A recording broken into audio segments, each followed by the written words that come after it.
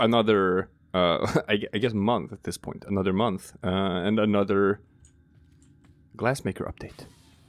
Another part of the Glassmaker puzzle. Hey. That's right. We now have a fourth investigation. Ooh, so this is in the Orb Vallis. Iced Vallis, fascinating. Okay, I'm gonna jump in.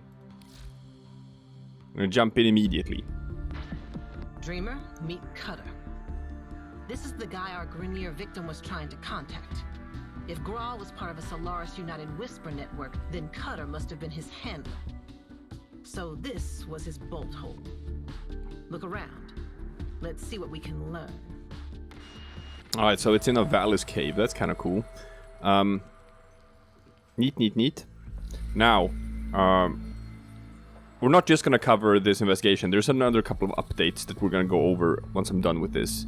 But alright, so this is the first time we've had like a link between two victims, I think. Which means it's not isolated incidents. It's not just what we thought from the beginning, that these are just unrelated killings and we have to sort of find a common thread among them. No, it seems like he's actually taking out people who know each other. So there might be other goals that we hadn't considered. Grim.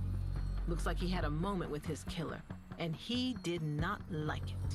The other victims were all taken fast, but Cutter had time to plead his case. What made him so different? Indeed, what did make him so different? Alright, let's find some clues. It's gonna be just like before, it's gonna be 5 clues. I'm gonna guess. Looking for clues. And with every sort of chapter, they're making it harder and harder to find the clues. But okay, behind these barrels, there's one.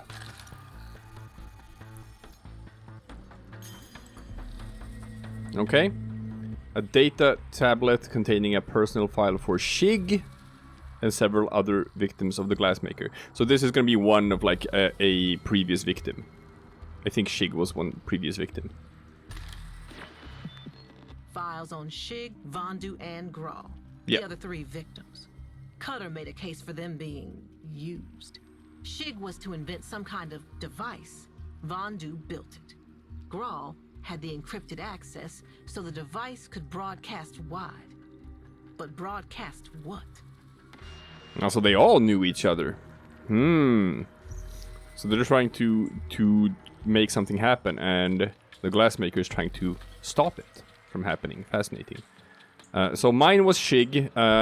If you play this, it could be something different for you, because this is randomized. Your game could have one of the other 3 victims, so you have to pay attention to what the actual clues are. It's important, or you're gonna mess it up. Aha! Something on this thing here.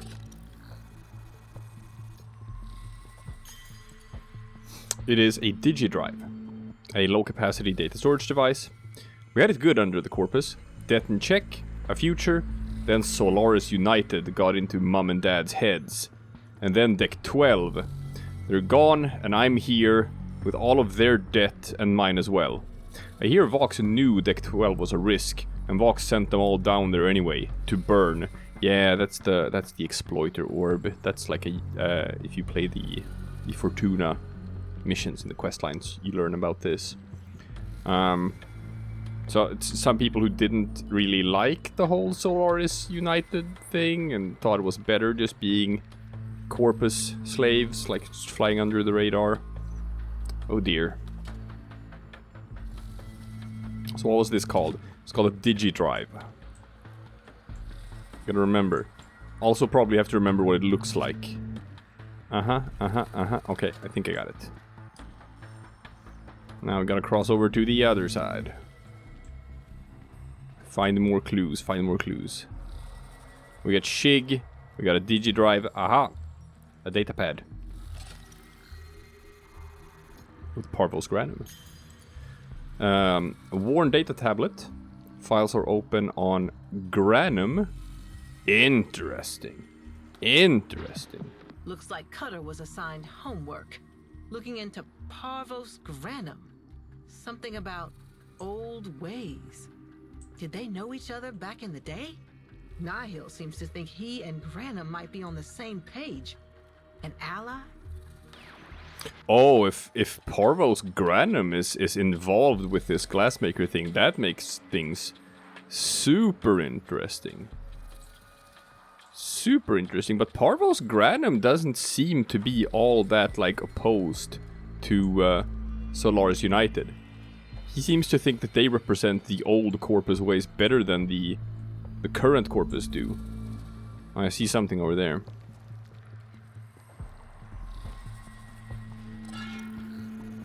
What's this thing? A transmitter component, part of an unknown communications device intended for transmissions in the 11 MG. I don't know what that is. It's a range, okay? It's a range. Micro galliums. 11. Gotcha. Looks like Cutter delivered the transmitter Shig designed and Vondu built to... Damn it. Somewhere. It's built to clone some kind of signal. Hollow presence, maybe? To multiple locations at once. Powerful, powerful signal. I do not like this. So they were planning to broadcast something to the entire system all at once. Some sort of information that's gonna go out to everyone. And the Glassmaker stopped it. Okay, well, now we're back in that old scenario of having found 4 out of the 5 clues, but not really knowing where the final clue is. So we're gonna take some digging. Take some digging. Ah, I see something over there. It's behind the thing. That might be a thing behind the thing. Yeah, that's a thing. Okay, I think we got it. Is that legs? Encrypted data tablet. Several encrypted dossiers. It does look like legs. Dossiers on those Cutter suspected of being Solaris United. And closed dossiers on the ones he confirmed. Some repoed, others used in Nephanyo's tribute experiments. Cutter wasn't SU, the opposite. He was being paid to identify and round up SU operatives. Oh, so is that what it is? They were just gonna... That's it, I guess. That energy resonance. You see it change? They were gonna expose Solaris United? Is that it? They were gonna just do a mass broadcast telling everyone in the world who Solaris United were? Keep in mind that that first tablet said that, like, oh, we had it good before they showed up. And they just messed with the status quo. So, is Nihil, is the Glassmaker a good guy? Is he trying to protect Solaris United by killing people who were trying to expose them? Because that would explain if he's connected to Parvos Granum, because I actually think Parvos Granum likes the SU. Okay. This could be a nice twist. The twist being that the Glassmaker is actually not a villain. I will see. We'll find out. There's gonna be more twists. Okay. So we have legs. We have Granum. We have 11. We have the Digitablet. And we have Shig. Okay, let's do this. I got a couple of attempts.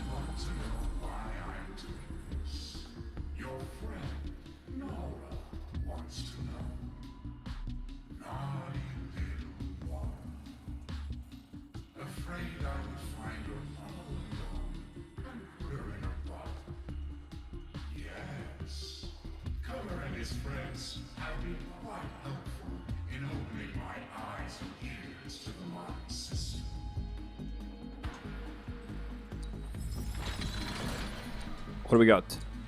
That looks like it. That looks like it. Ah, it's the red one. So it's just the color.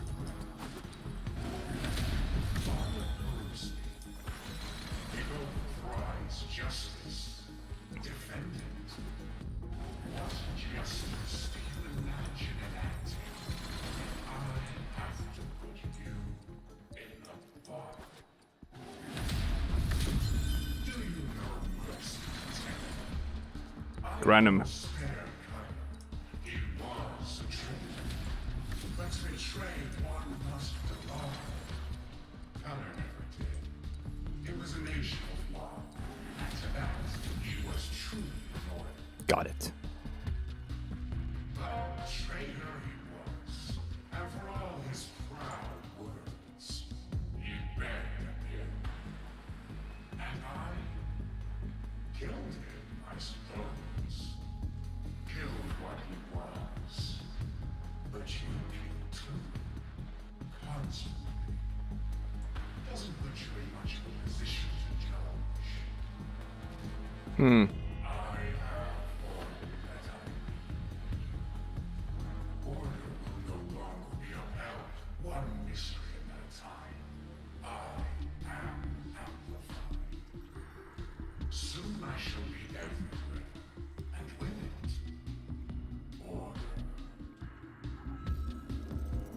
What a fine example each and every tenor shall make. You killers of foes, friends, and family. And naughty Nora. Her role won't change terribly much, but her agenda, very different. A voice of truth and order, sermonizing tirelessly, forever. Fully aware of what she has become. Goodbye, Tenor. Our next meeting will be our last. Damn. So is that he's gonna turn Nora into a cephalon? Is that what he's saying? It seems to be what he's implying. So that could also be a twist, where it's like, oh, now you start thinking he's a good guy, but actually he just doesn't give a shit. He doesn't give a shit about this conflict between Solaris United and these guys. He was only after the device that they were building, which seems to be some sort of broadcasting signal that can be amplified to extreme amounts. He just wants that to sort of expand his influence into the entire system, and whatever's actually going on between these victims and Solaris United is completely irrelevant to him. He just couldn't care less if he tried.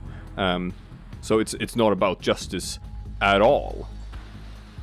That could be a thing. Who knows?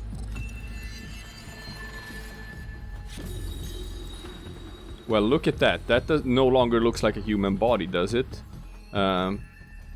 Cutter's final note to whoever finds this. I'm not proud. Never been proud. Just angry. It's all I ever had, and now I can let it go, knowing I made this happen. The system took it all from me, so the balance is squared. Let Nihil do what he will. His version of order can't be any worse than death or war. The traitors, the deceivers, will all get their time before him, myself included, the Solaris turncoat. I've played my part.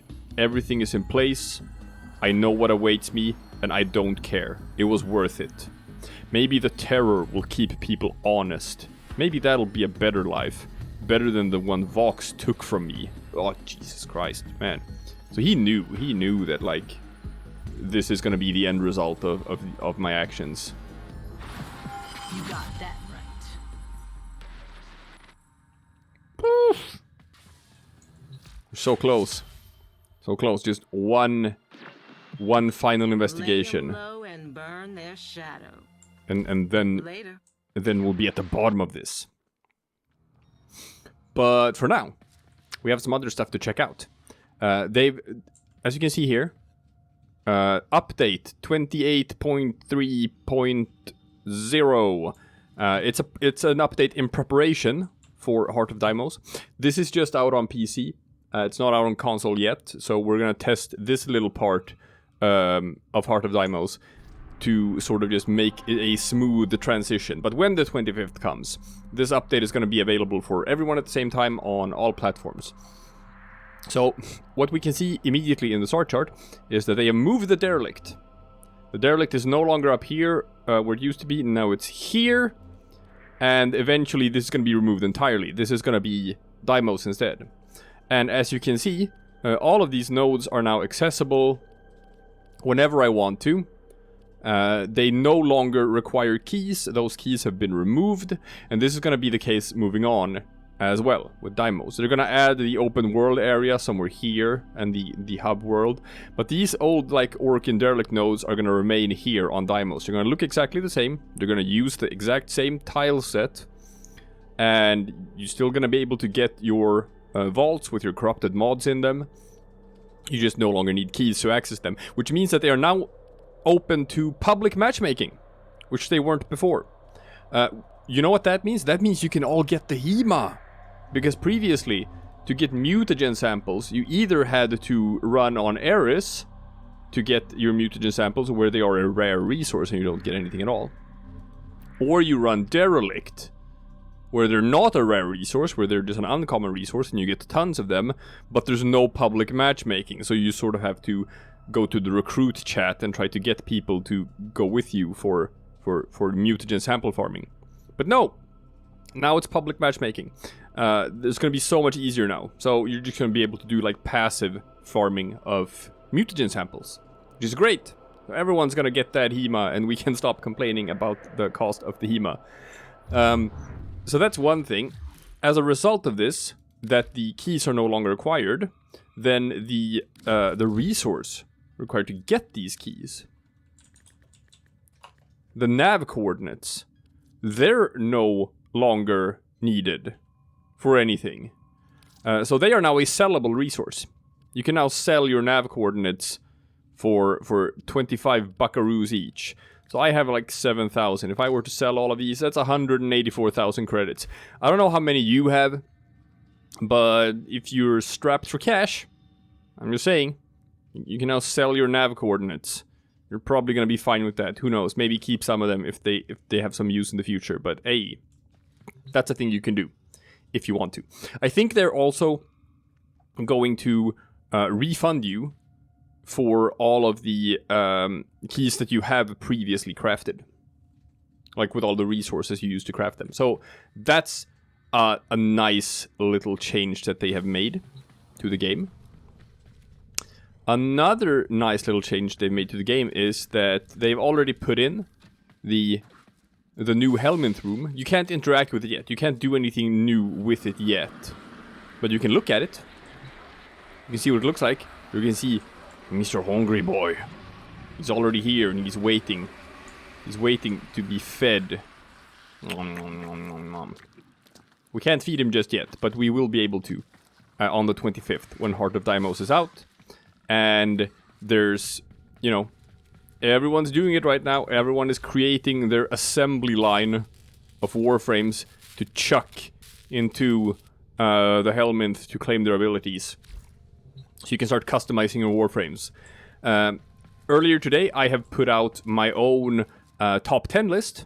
Top 10 list of like the most important frames to craft ahead of time. Because these are the ones you most... Like, you want to put these into the Helminth more than anything else. So go and check that out, my top 10 list of the most important Warframes to subsume into the Helminth. That's gonna be important. And finally, there's one more thing that I want to show off here today, and that is that there is a new end screen. There's a new end screen. And I haven't checked this out yet myself, so I'm gonna want to do that. So I'm gonna pick a very fast mission. Let's do like Hepit. Now I want a squad. Because it's actually important that we get... let's take Uko maybe? No, come on. It's important that I get a full squad for this, because it's actually gonna matter when you look at the new end screen. So I have to pick a fast mission that will give me a full squad. You know what? Let's just go and kill Captain War and Lek Krill. No, really? Come on. There's always someone running this mission. Damn it. I need a squad. What about Cassini? Yeah! Okay. Okay, capture mission on Saturn. People run this because this is a good way of spawning a Kuvalich. It's like the best place to pick a Larvling. Although, if you're gonna do that, you should probably run it in solo mode. But that's fine. Okay, so we only have one guy here. It's not a full squad. Ooh, synthesis. Yes, please. Actually, that's another thing we have to look at. Thank you. Thank you for hunting down this synthesis target. Oh, that's great. That's really great. I would have forgotten about this otherwise. I'm super happy about this. Okay, we just gotta run to extraction. Woo! Woo! Whee! Yeah, everything's dying around me. Thank you, Maim. Wonderful Maim build. Man, imagine if we had like given away Maim as the Helminth ability for Equinox. It's not. It's not Maim. So, check this out. Mission complete. New end screen. Has been escorted to the extraction point. And I think... Okay, it says who did the most kills. He captured the target, so it's got new stats that weren't there before. And... Come on. Yes! Look at that, fashion frame. It's now just gonna show you the people who were in the mission. Isn't that cool? So you get to sort of see everyone's setup and what everyone looks like. Let's see. So if there was a full squad, we would have seen like all 4 people here. And you could see like everyone's colors and their cosmetics and their attachments and all of that. New music as well, I like it. So let's look at what we get. Oh, you can sort by importance? Nice. So no longer are mods in a separate thing. Now mods are together with all the resources. So it's just one screen instead of 2 to scroll through. It shows you focus you're getting. It shows you standing you're getting. It does not show you affinity gained, I guess. I don't know if that is because I'm not gaining any affinity right now, because I'm just running with a maxed out set of things. Could be it. So you can sort it by mods. Okay, got credits. Sort by name, sort by type, that's fine. There's also stats. You can see who dealt damage, took damage. And I am actually kind of happy that they moved the stats thing to a separate thing, because like that's honestly not that important. Who cares about stats? I want to know stuff like this, and I love this. I love that they're just showing you fashion frame. People control others, I guess, with just looking as wonky as possible when you look at the screen, but you can also just, you know, let other people see who you are. Show yourself. It's gonna be fun. But thank you for reminding me to visit old Sai. Cephalon Sai Maris. It's not Cephalon Sai. Now here's the thing. This is important. Some Warframes, you could only sort of get them as rewards for quests. Oh, that's weird that popped up here. You can only get them as rewards for quests. Yes, I need a new target, thank you. I will perform this synthesis. I need Simaris standing. Give it to me. You should do your daily Simaris stuff. You know why? Because, hey, say you did like the Mirage quest, and you have your Mirage now. And the problem is, you need another Mirage to put into the Helminth. But how do you get another blueprint? You get it from Simaris. This is also the case if you like accidentally sell a quest-related item. You can get them back from Simaris. You can buy them with Simaris standing. So as you can see here, it's like, oh, I can get blueprints for Revenant. Oh yeah, Mirage is a bad example because you actually just buy the Mirage blueprint from the market. However, the Mirage parts. Yeah, the parts for Mirage here. The chassis, the systems, and the neuroptics, they're bought from Simaris. But other ones like Chroma, you get his blueprint as a quest item, Harrow's blueprint as a quest item, stuff like that. So, you gotta buy them from Simaris, and they used to cost twice as much. See this? Used to cost 100,000 standing, but what they did, because of the Helminth system, is that they halved all the cost of Simaris. So I hope you haven't just sort of spent everything. I I was at the standing cap, so I had to spend it anyway because I wasn't earning Simaris standing anymore. So now, like, you need to buy all of this. The Limbo parts, Chroma and his parts, the Mirage parts, the Harrow blueprint, the Noros blueprint, all of it. And it's gonna take so much standing. We're talking like 1 million Simaris standing or something to get all of this stuff. In particular, if you watch my top 10 video about which Warframes you want to subsume, your number 1 priorities should be Nidus and Protea. Go for those 2 first, because damn, you want them abilities into the Helminth. Protea, 50,000, Nidus, 50,000, that's 100,000 in total, and the component parts for these 2 are farmed from different missions. I have a video about how to farm for Protea as well, so you can go and check that out. Nidus is... it's easier in that it's not... well, it's not easier, but it's not as complicated. Here's how you farm Nidus. You go specifically to Eris, and you go to the Infested Salvage mission in Austrus, and you just play that. You just play that over and over again, and every rotation, like the A rotation, the B rotation, the C rotation, can give you Nidus parts. And oof, it's gonna take a while, but that's how you get them. That's how you get the Nidus parts. Just play that mission over and over again, forever. Get the C rotation reward. So, you know, extract after 4 waves or whatever. And then you'll get him. You'll want him.